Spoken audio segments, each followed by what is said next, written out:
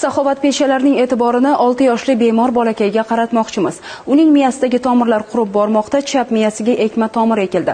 Xuddi shunday jarrohlik amaliyotini o'ng miyasiga ekish uchun mablag' kerak. Imkoningiz bo'lsa, yordam bering. Birinchi operatsiyasiga $10,000 ketdi.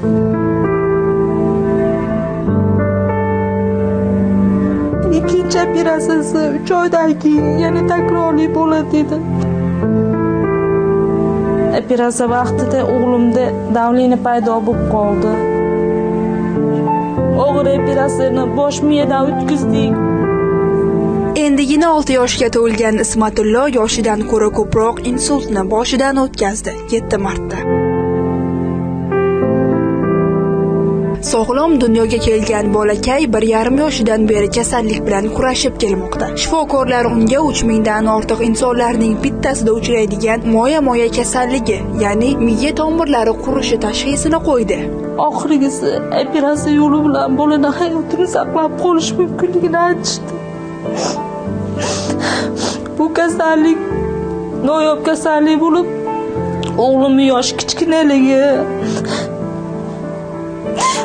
O'zbekistonda bu kasallikni hali operatsiya qilinmaganligini doktorlar aytishdi, bizga tavsiya etishdi. Rossiyadan kelgan, Peterdan kelgan doktorga murojaat qilishdi, uni konsultatsiyasiga olib kirishdi. Ular bizga aytishdi, bu kasallik Rossiya davlatlari, chet davlatlarda amaliyot ko'p bajarilganligini aytishdi. Oborishini so'raymiz deyishdi, mablag' tomonidan qiynalmasayni deyishdi.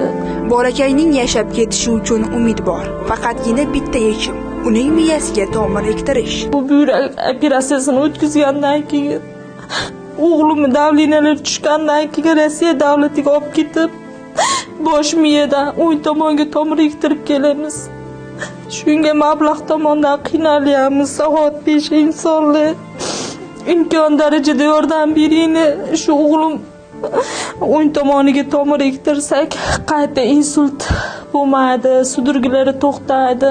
O'zini tengqurlari bilan maktablarga borishini xohlayman. Hech qaysi onaning bolasi kasal bo'lmasin.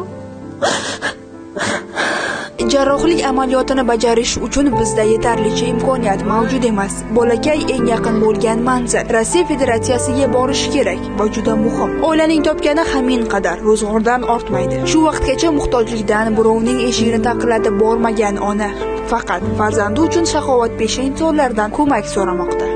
Tekshiruvlar yaxshi chiqmadi. Ikkinchi marotaba buyrakka yana operatsiya qilamiz. Operatsiya qilmasak bo'lmaydi. Qon tomiri yana bekilib qoldi deyishdi.